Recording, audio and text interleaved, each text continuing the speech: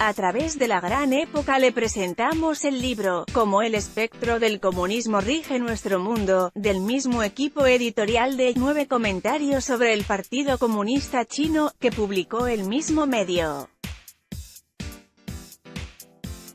Este artículo es la continuación de Exportar la Revolución, capítulo 4, tabla de contenidos, introducción 1, el comunismo mediante la violencia y la no violencia 2. Guerra de espionaje y desinformación 3. Del New Deal al progresismo 4. La revolución cultural de Occidente 5.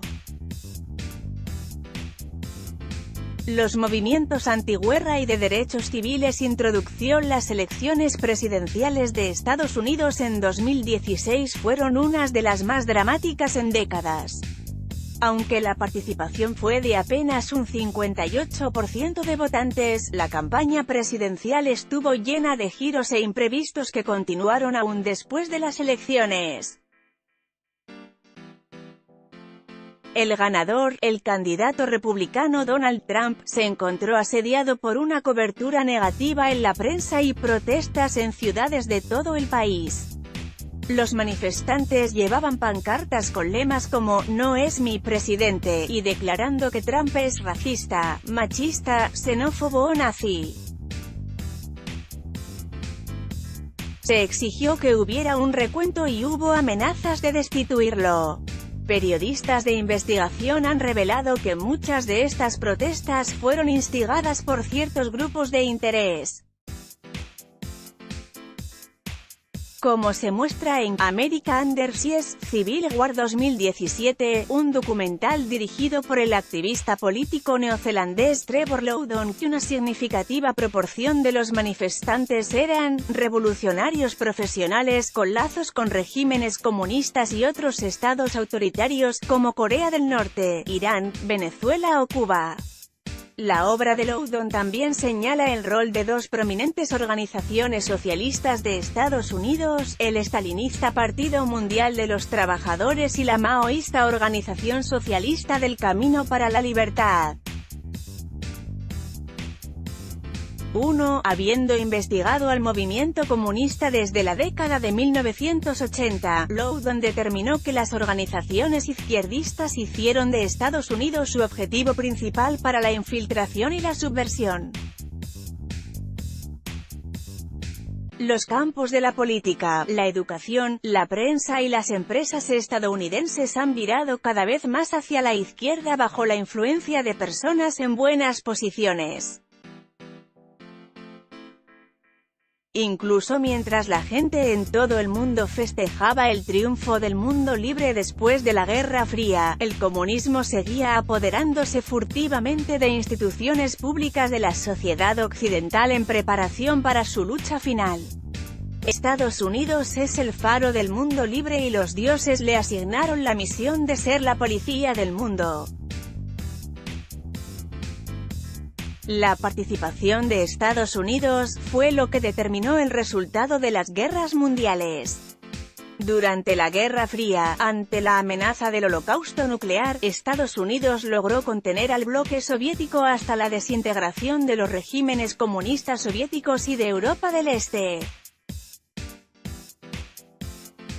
Los padres fundadores de los Estados Unidos aplicaron su conocimiento de las tradiciones religiosas y filosóficas de Occidente para escribir la Declaración de la Independencia y la Constitución de Estados Unidos. Estos documentos reconocen que los derechos otorgados al hombre por Dios son autoevidentes, comenzando por la libertad de creencia y de expresión, y establecieron la separación de poderes para garantizar un sistema republicano de gobierno. Aunque Estados Unidos tuvo una guerra civil, dicha guerra tuvo el propósito de hacer efectivos los principios fundadores de al poner fin a la institución de la esclavitud. Durante más de 200 años, esos principios han llevado a cabo un trabajo sin igual al promover la tranquilidad nacional y asegurar el bienestar general, tal como promete el preámbulo de la Constitución. La libertad del hemisferio occidental tiene una dirección directamente contraria al objetivo del espectro comunista, el cual es esclavizar y destruir a la humanidad.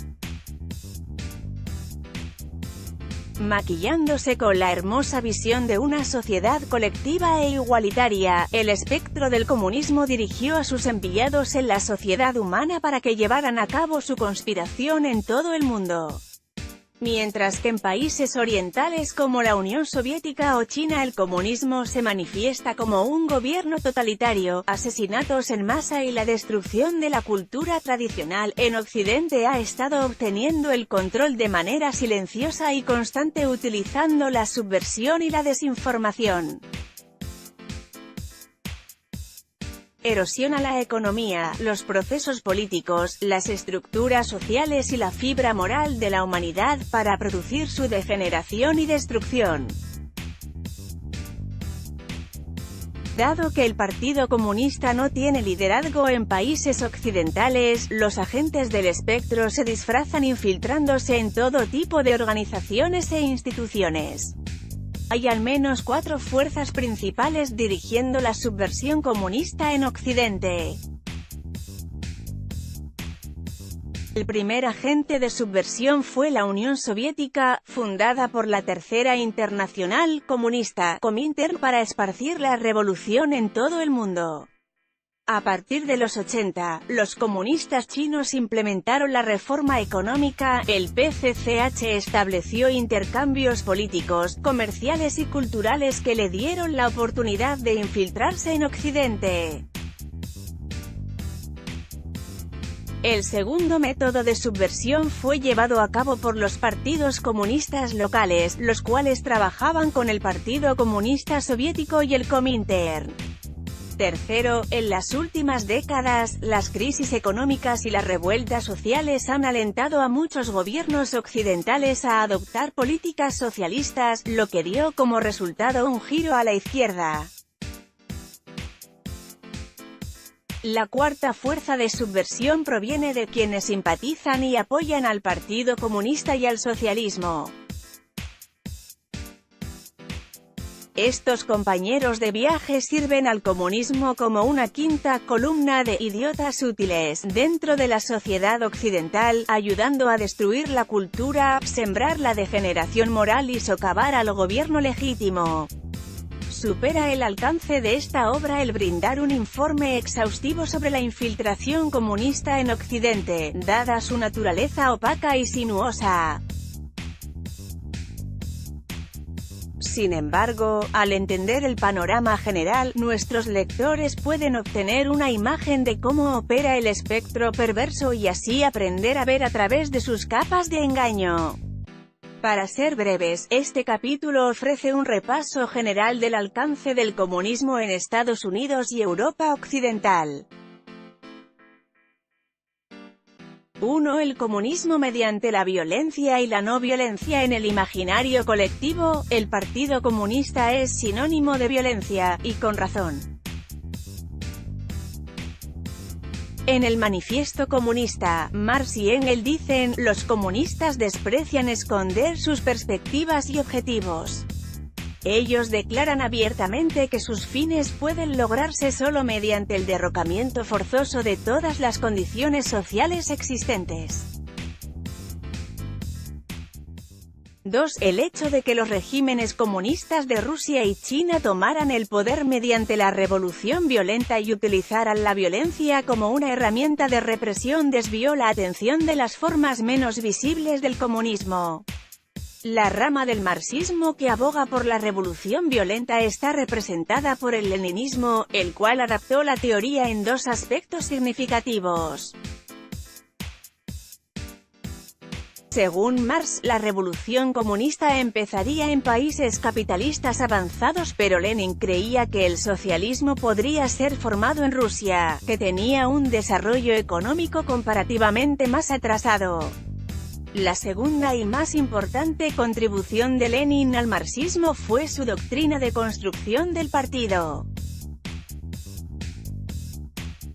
Construir el partido básicamente consistía en adoptar las técnicas de coerción, engaño y violencia de las organizaciones criminales y aplicarlas a la teoría socioeconómica marxista. Según Lenin, la clase trabajadora es incapaz de desarrollar una conciencia de clase o de exigir la revolución por sí misma, y por eso debe ser convocada a la acción con una acción externa. Los agentes de la revolución se organizarían en una vanguardia proletaria altamente disciplinada, el Partido Comunista. La Sociedad Fabiana Británica, fundada en 1884, un año después de la muerte de Marx, tomó un camino diferente en la lucha por imponer el socialismo. El logo fabiano describe a un lobo con piel de oveja, y su nombre hace referencia a Quintus Fabius Maximus Verrucosus, el general y dictador romano famoso por sus tácticas dilatadoras. En los ensayos fabianos, el primer panfleto producido por el grupo, una nota en la portada dice: «El momento adecuado debes esperar», como Fabius hizo pacientemente mientras en guerra contra Aníbal, aunque muchos censuraron su tardanza, pero llegado el momento debes golpear duro, como Fabius hizo, o tu espera habrá sido en vano e infructífera. 3. Para dar lugar gradualmente al socialismo, la sociedad fabiana inventó la política de impregnación, para aprovecharse de los puestos disponibles en política, empresas y en la sociedad civil. La sociedad fabiana no restringe las actividades de sus miembros, sino que los alienta a avanzar en los objetivos socialistas uniéndose a organizaciones adecuadas y congraciándose con importantes figuras como ministros de gabinete, funcionarios de alto rango, empresarios industriales, decanos de universidades o líderes de iglesias. Sidney Webb, presidente de la Sociedad Fabiana, escribió: «Como sociedad, damos la bienvenida a la adhesión de hombres y mujeres de todas las denominaciones religiosas o de ninguna, insistiendo fuertemente con que el socialismo no es secularismo, y el mismísimo objeto y propósito de toda acción colectiva sensible era el desarrollo del alma individual o la conciencia o el carácter». Tampoco confinamos nuestra propaganda al Partido Laborista que emerge lentamente, o a aquellos que estaban preparados para hacerse llamar socialistas, o a los trabajadores manuales o a ninguna clase en particular. Colocamos nuestras propuestas, una por una, de la manera más persuasiva posible, ante todo aquel que las escuche, conservadores cada vez que tengamos acceso a ellos, las iglesias y capillas de todas las denominaciones, las diversas universidades, y liberales y radicales, junto con las otras sociedades socialistas en todo momento. A eso llamamos impregnación, y fue un descubrimiento importante. 4. Muchos miembros de la sociedad fabiana eran intelectuales jóvenes. Daban discursos y publicaban libros, revistas y panfletos por toda la sociedad. En el siglo XX, la sociedad fabiana pasó a la escena política. Sidney Webb se convirtió en el representante fabiano en el Comité de Representación de los Trabajadores del Partido Laborista. En el Partido Laborista, Webb creó el borrador de la Constitución y el programa del partido. Con un rol líder en la formación de políticas, Webb se esforzó por lograr que el socialismo fabiano fuera la ideología que guiaba al partido. La sociedad fabiana luego ganó influencia en Estados Unidos, donde existían múltiples grupos en las facultades de artes liberales de muchas universidades. Sea el comunismo violento de Lenin o el comunismo no violento de la sociedad fabiana, ambos son manipulados por el espectro perverso del comunismo y tienen el mismo objetivo final. El comunismo violento de Lenin no rechaza los medios no violentos. En su libro La enfermedad infantil del izquierdismo en el comunismo, Lenin critica a los partidos comunistas de Europa Occidental que se rehusaron a cooperar con lo que él llamaba los sindicatos reaccionarios o a integrar el Parlamento Nacional capitalista.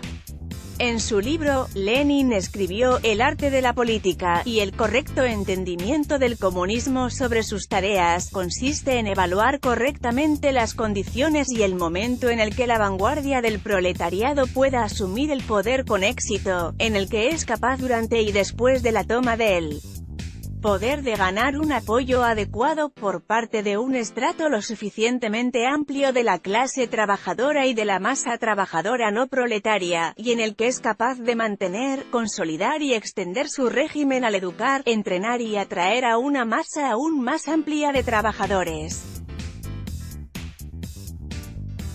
5. Lenin remarcó una y otra vez que el comunismo debe ocultar sus verdaderas intenciones, a fin de tomar el poder. No hay que descartar ninguna promesa ni acuerdo.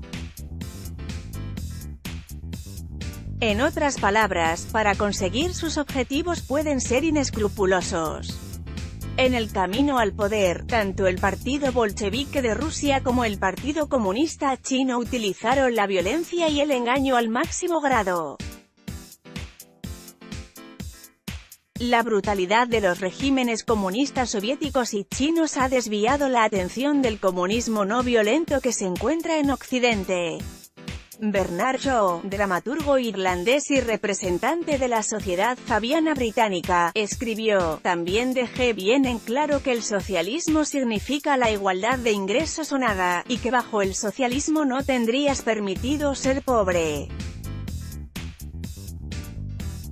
Te alimentarían, vestirían, alojarían, enseñarían y emplearían, todo a la fuerza, te guste o no. Si se descubre que no tienes el carácter suficiente para ser digno de todas estas molestias, posiblemente seas amablemente ejecutado». 6. La sociedad fabiana se especializaba en el engaño. Eligió a Bernard Shaw, un hombre de la literatura, para encubrir con bellas palabras los verdaderos objetivos del socialismo no violento. Pero la brutalidad yace por debajo de la superficie. Los partidos comunistas occidentales y sus varias organizaciones de fachada incitan a los jóvenes a crear una atmósfera de caos. Participan en ataques, vandalismo, robos, incendios intencionados, colocación de bombas y asesinatos para hostigar e intimidar a sus enemigos. 2. Guerra de espionaje y desinformación. El comunismo sostiene que la nación es una construcción opresiva de la sociedad de clases y apunta a abolir la nacionalidad. En el Manifiesto Comunista, Marx y Engels proclaman que «los hombres trabajadores no tienen país». El manifiesto termina con la nota de «trabajadores de todos los países, uníos».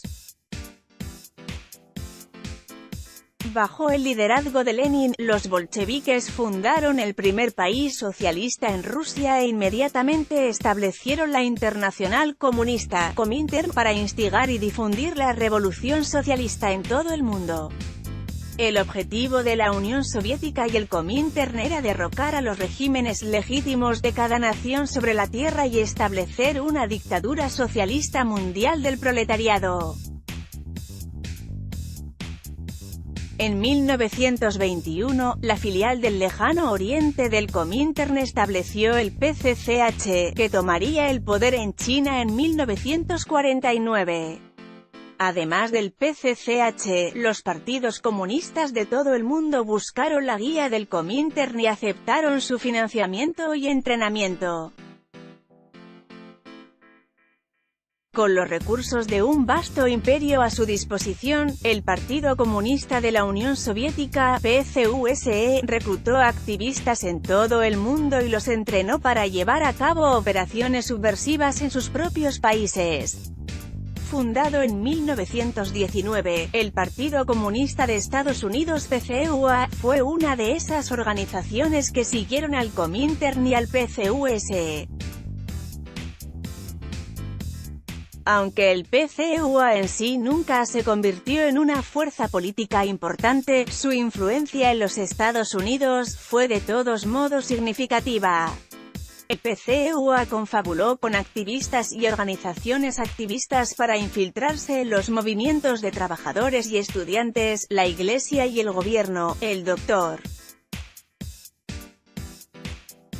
Fred S.C.H. Worth, pionero del pensamiento anticomunista estadounidense, dijo en 1961, «Todo intento por juzgar la influencia de los comunistas en base a sus números es como tratar de determinar la validez del casco de un barco relacionando el sector con agujeros con el sector que está en condiciones».